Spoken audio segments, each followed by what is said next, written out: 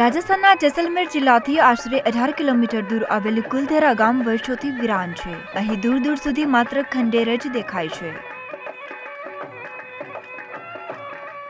कुलधरा बहुत ही बड़ी संस्कृति का केंद्र था और जो हमारी जो संस्कृति सिंधु घाटी सभ्यता थी उसका एक बहुत जीवंत उदाहरण है, क्योंकि इसमें जो गलियां हैं इनका जो स्थापत्य है वो बहुत ही अनुपम है। इसकी गलियां उत्तर से दक्षिण है, क्योंकि भारत में हमारे यहाँ इलाके में जैसलमेर के इलाके में उत्तर से दक्षिण हवाएं चलती है सर्दियों में और दक्षिण से उत्तर की तरफ चलती है गर्मियों में। तो ये जो गलियां हैं वो उत्तर दक्षिण में गलियां बनाई हुई है, जिससे यहाँ रेत ठहरती नहीं थी।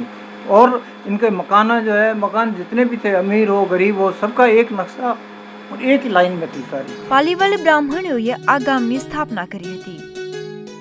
जिस व्यक्ति ने जो गांव बसाया वो गांव उसके नाम से बस गया। जैसे कुलधर है तो कुलधर महिधर शशिधर 3 भाई थे, उसमें से कुलधर ने ये कुलधरा गांव बसाया।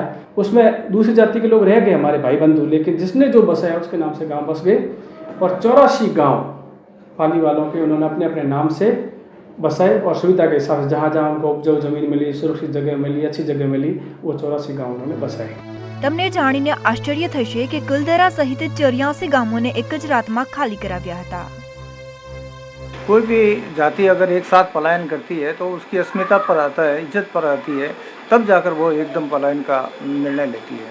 और यहाँ उनका रहना मुश्किल हो गया था, क्योंकि सालम सिंह जो दीवान था वो बहुत ही क्रूर और एरोगेंट था और निरंकुश था। उसके ऊपर राजा का कोई अधिकार नहीं था, किस तरह का कोई उसके ऊपर अंकुश नहीं था। ઇતિહાસકારો કહે છે કે જેસલમેર અને બિકાનેર વચ્ચે યુદ્ધ થયું હતું, પછી આ ગામો પર આર્થિક સંકટ આવ્યું હતું। तो इसके नाम से इन्होंने पाली वालों को तंग करना भी शुरू कर दिया था कि अभी राज को घाटा हो गया, लड़ाई में वगैरह में पैसे वगैरह जान माल की नुकसान हुआ था, पूर्ति करो। तो पाली वालों ने कहा कि हमारे फसलें लेने दो, जैसा भी होगा राजा को पहले भी सहयोग के आगे भी करेंगे, लेकिन उसने थोड़ा दबाव डाला कि आप जो हम कह रहे हैं वो अभी का भी होना चाहिए। સલામ સિંહની અતિરેકથી પરેશાન પાલીવાલ સમાજના લોકો કાઠોડી ગામના એક મંદિરમાં એકઠા થયા હતા અને આ ગંભીર સમસ્યા અંગે મંથન શરૂ કર્યું હતું। कुल मिलाकर उनको लगा छोड़ना ठीक है। उन्होंने एक निर्णय लिया समाज का कि आज शाम तक सभी 84 गांव में मैसेज भिजवा दो कि हमें जैसलमेर रियासत में नहीं रहना है। વિરોધ વધતા લોકોએ યજ્ઞ કરીને શપથ લેવડાવ્યા હતા। પાલીવાલો લોકોની સાથે સુથાર, કુંભાર, બાર્બર, અન્ય જાતિઓએ પણ સ્થળાંતર કર્યું હતું। इसी वजह से जो है उन्होंने जाते वक्त जो है एक श्राप देके गए कि इस गांव में कोई नहीं रुक पाएगा, कोई नहीं बस पाएगा।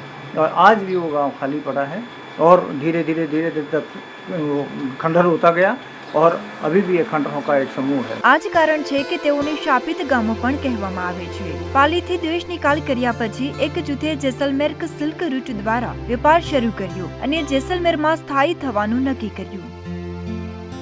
छोड़ कर गए उसका कोई लिखित इतिहास नहीं है। जैसा लोग सुनते हैं वैसा बताते हैं, लेकिन जो हमारे पूर्वजों ने बताया, हमारे पंडित शिवनाथ जी पालीवाल आज से 92 ईयर्स पहले जैसलमेर आज़ादी से पहले भी जैसलमेर आकर गए थे और पूरे 84 गांव घूमे हैं। शिलालेखों का संग्रहण किया उन्होंने। कुलधरा खाबा से 84 गांव नहीं, राजस्थान के 200 पालीवालों को 240 गाँव का उन्होंने भ्रमण किया और पुस्तकें लिखी। तो उनको मैंने पढ़ा है, मैंने यहाँ की तवारीखों को पढ़ा है। तो मैंने ये महसूस किया है कि जो पालीवाल एक्चुअल में यहाँ आकर भी संपन्न हो गए थे और राजा को नजराने के रूप में रियासत को हेल्प करते थे। लेकिन बताया जाता है कि उस समय सालिम सिंह यहाँ का दीवान था, मंत्री था और वो यहाँ के रियासत पर हावी था। તેમણે કુલધેરા, ખાભા, જાજિયા, કાઠોડી સહિત 84 ગામો વસાવ્યા હતા।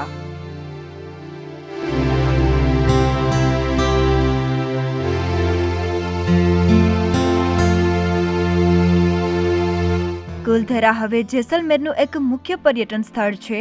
અહીં દર વર્ષે અનેક દેશી વિદેશી પ્રવાસીઓ આવે છે।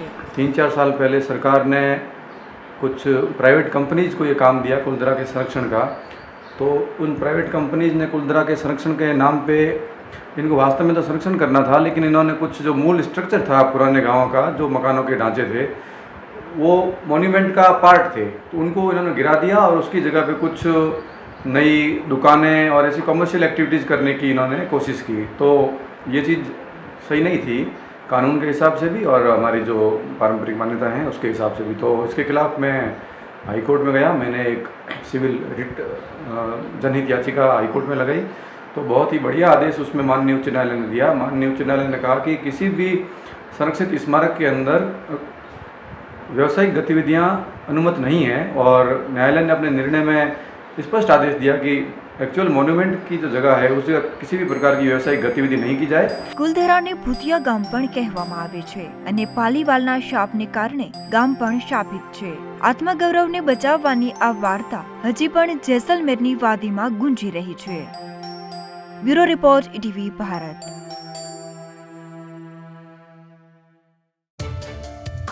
સતત 24 કલાક સમાચાર જોવા માટે ડાઉનલોડ કરો ETV ભારત એપ.